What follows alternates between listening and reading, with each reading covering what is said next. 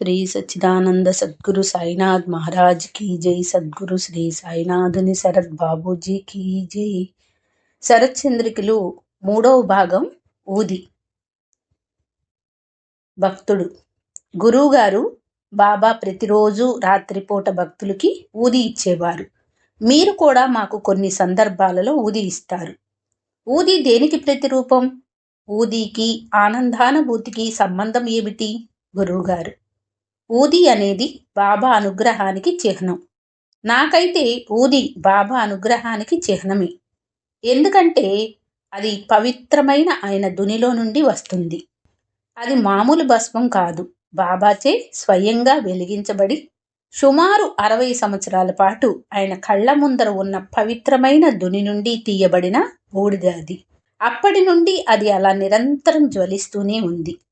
ఎప్పుడైనా అనుగ్రహం గురించి గాని ప్రసాదం గురించి గాని మాట్లాడినప్పుడు బాబా ఒక్క ఊదిని మాత్రమే సాంకేతంగా చెప్పేవారు। భక్తుల కోరికలు తీర్చడానికి, వారి ప్రార్థనలకు సమాధానం చెప్పడానికి కూడా బాబా ఊదిని ఉపయోగించేవారు।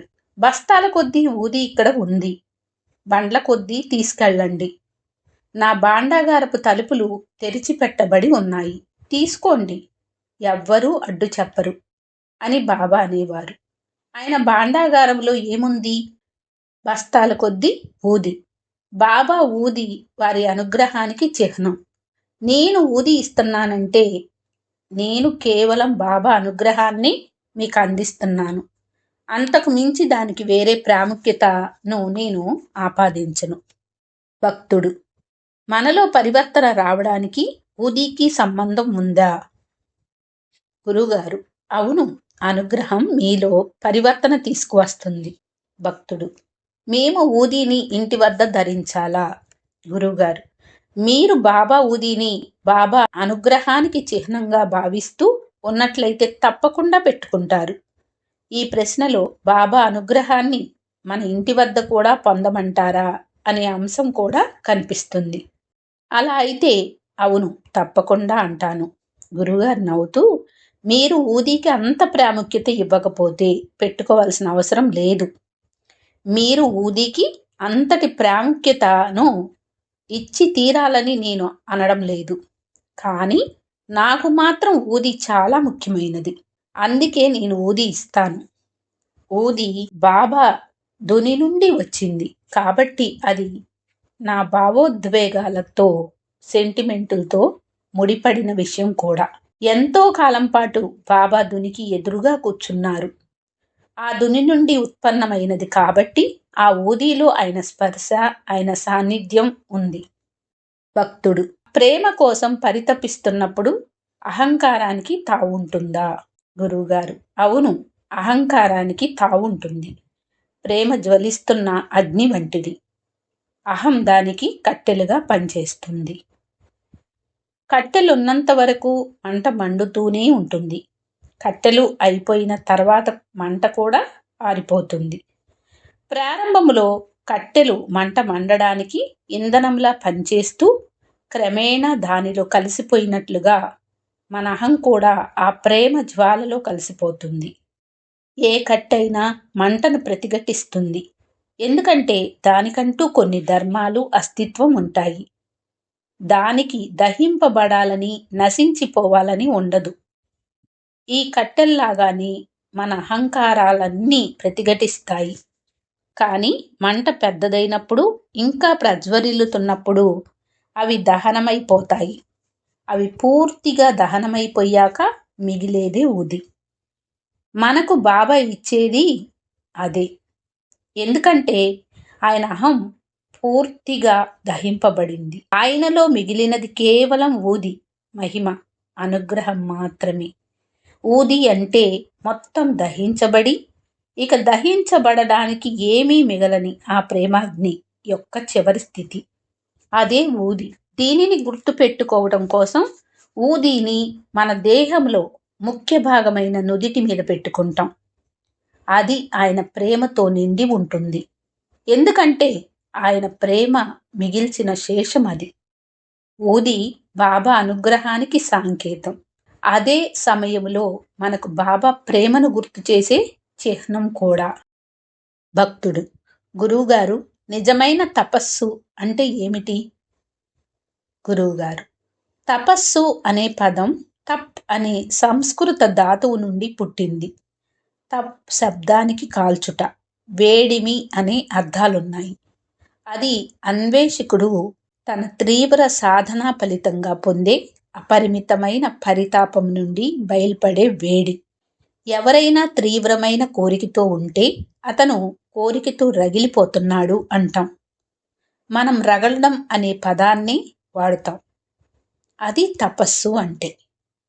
ఎవరైనా తాత్వికమైన ప్రశ్నలతోనో, భగవత్ సాక్షాత్కారం కోసమో లేదా మహోన్నత లక్ష్యంతోనో రగిలిపోతుంటే ఆ కోరిక ఎంత బలంగా ఉంటుందంటే అది అతనిలో వేడిని పుట్టిస్తుంది.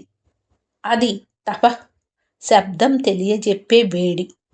మనసులో ఆ జ్వాల నిరంతరం ఉండేలా చూసుకుంటూ దానిని ఇంకా ఇంకా పెంచుకుంటూ పోవడమే తపస్సు అంటే. తపస్సు అంటే శరీరాన్ని వివిధ రకాల క్లేశాలకు గురి చేయడం, పద్మాసనంలో కూర్చోవడం లేదా బట్టలు లేకుండా హిమాలయాలలో తిరగడమో కాదు. ఇటువంటి ఆత్మహింసాకర అభ్యాసాలు తపస్సు కాదు. సత్యాన్ని తెలుసుకోవాలని పరితపించే యోగుల్లో ఆ సత్యం పట్ల గల పరితాపం ఎంతగా ఉంటుందంటే అది వారిలో ఎంతో వేడిని పుట్టిస్తుంది. అందుకనే వారు హిమాలయాల్లో కేవలం కౌపీనం మాత్రమే ధరించి అంత మంచులో కూడా నడవగలరు. తాము అరుణాచలానికి రాకమునుపు కలిగిన మరణానుభవాన్ని గురించి భగవాన్ ప్రస్తావిస్తూ అప్పుడు వేడిని తలపించే మెరుపులాంటి ఆనందోద్రేకం కలిగింది అన్నారు. వారి శరీరం ఆయన నిజంగా జ్వరంతో బాధపడుతున్నారా అనిపించే అంతటి వేడిని కలిగించింది. లౌకికమైన మన రోజువారీ జీవితంలోనూ అంతే.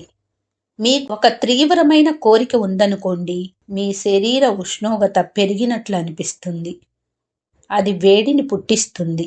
మీరు ఆ వేడిని నిలుపుకోవడానికి అదే నిత్యాగ్నిహోత్రం, అదే అఖండమైన అగ్ని ఆరాధన. అది నిజమైన ధుని, నిజమైన యజ్ఞం, నిజమైన తపస్సు. కేవలం బూడిద మాత్రం మిగిలేలా దహించుకుపోవడం. భక్తుడు: ప్రేమించడమే ఒక రకమైన తపస్సు కదా, రగలటం కదా? గురువుగారు: అవును, అది తపస్సే. ఎందుకంటే అది దహిస్తుంది. అందరూ అంటూ ఉంటారు, నా ప్రేమ నన్ను కాల్చివేస్తుంది, నా పరితాపం నన్ను దహించి వేస్తుంది అని. వాళ్ళు చెప్పేది అదే. రమణులు వాడిన పదం కూడా దహించి వేస్తుంది అని. అటువంటి ప్రేమ అనే అగ్నిని నిరంతరము నిలుపుకోమని మహర్షులు ప్రబోధించింది. మీరు ఆ ప్రేమను పొందేదాకా ఆ మంటను నిరంతరం జ్వలించే జ్వాలగా చేసుకోండి. తపస్సు మనసును, శరీరాన్ని చిత్రహింసలకు గురి చేయడం వంటి ఆలోచనలతో మీరు ప్రక్కదారి పట్టకండి. అవి సహజంగా సిద్ధించాలి. ఏదైనా కోరికతో తప్పించిపోయేవారు దేనిని పట్టించుకోరు. నిజంగా కోరికతో పరితపించే వారిలో మీకు అది కనిపిస్తుంది. అటువంటి వ్యక్తి తప్పించిపోతుంటాడు. అతనికి ఆకలి తగ్గిపోతుంది. చాలా కొద్ది ఆహారంతో జీవించగలుగుతారు. అతనికి జఠరాగ్నితో అవసరం ఉండదు. ఇది నాకు చాలా ముఖ్యమైన సమస్య. నేను ఈ సమస్యను పరిష్కరించాలి, దీనిని సాధించాలి. ఆ తర్వాతే నేను భోజనం చేస్తాను అంటారు. నిజంగా అంతగా తప్పించిపోయే వాళ్లకు ఇలా జరుగుతూ ఉంటుంది. అది చాలా సహజంగా జరుగుతుంది. కానీ చూసేవాళ్ళు మాత్రం వాళ్ళ తపనకు కారణం ఇలాంటి కఠినమైన సాధనలు అనుకొని వాళ్లను అనుకరించడం మొదలు పెడతారు. రమణ మహర్షి తిరువణ్ణామలై వచ్చినప్పుడు పరిసరాల గురించి అస్సలు పట్టించుకోకుండా అరుణాచలేశ్వర ఆలయంలో కూర్చుండిపోయారు. ఆయనకు అవసరాలంటూ ఏమీ లేవు. ఆహారం కూడా లేదు. అప్పుడప్పుడు అభిషేకం చేసిన పాలను ఎవరో కొన్ని స్పూన్లు ఇచ్చేవారు, అంతే. ఆయనకు అది సరిపోయింది.